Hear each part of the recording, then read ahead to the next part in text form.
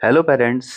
देखिए, एक बच्चा प्रकृति का कितना आनंद ले रहा है, प्रकृति में कितना तन्मय होकर खेल रहा है, कितना प्रफुल्लित हो रहा है, कितना आनंदित हो रहा है।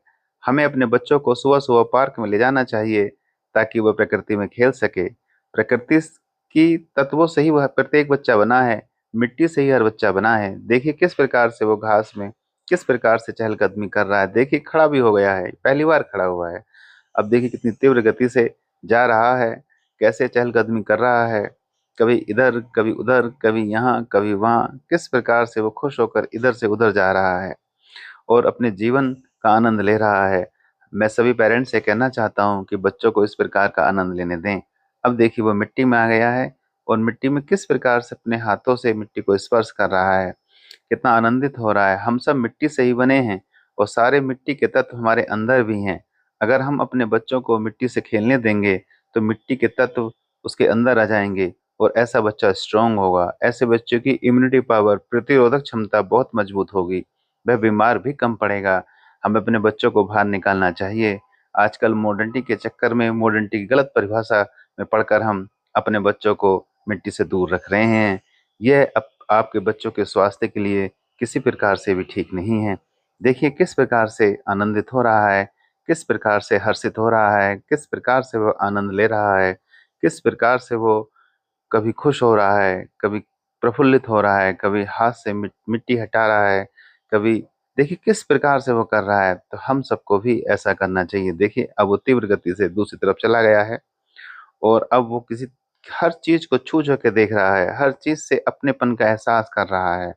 और देखिए फिर दोबारा से जा रहा है, दूसरी दिशा में चल दिया है, ऊपर उठ के जा रहा है, कितनी तीव्र गति से जा रहा है। और अब वो फव्वारे के पास आ गया है। इधर अंदर एक फव्वारा है और फव्वारे के पास वो आकर के किस प्रकार से पत्तों को हटा रहा है, किस प्रकार से वो पत्तों से दोस्ती कर रहा है, किस प्रकार से वो पत्तों को इधर से उधर कर रहा है और कह रहा है कि मैं भी तेरा ही अंश हूँ, तू मेरे अंदर है, मैं तेरे अंदर हूँ। अब देखिए फव्वारे की रेलिंग को पकड़कर वो खड़े होने का प्रयास कर रहा है। वो पहले कभी इस तरह से खड़ा नहीं हुआ, पहली बार खड़ा हो रहा है। उसके अंदर प्रकृति के साथ जाकर के उसके अंदर एक अदम्य आनंद, एक अदम्य क्षमता, एक विशेष प्रकार का आनंद, एक विशेष प्रकार का प्रफुल्लतपन आ रहा है। हमें अपने बच्चों को कम से कम एक आध घंटा इस प्रकार के माहौल में जरूर रखना चाहिए, जिससे कि उसकी इम्यूनिटी पावर मजबूत हो, उससे उसकी क्षमता मजबूत हो।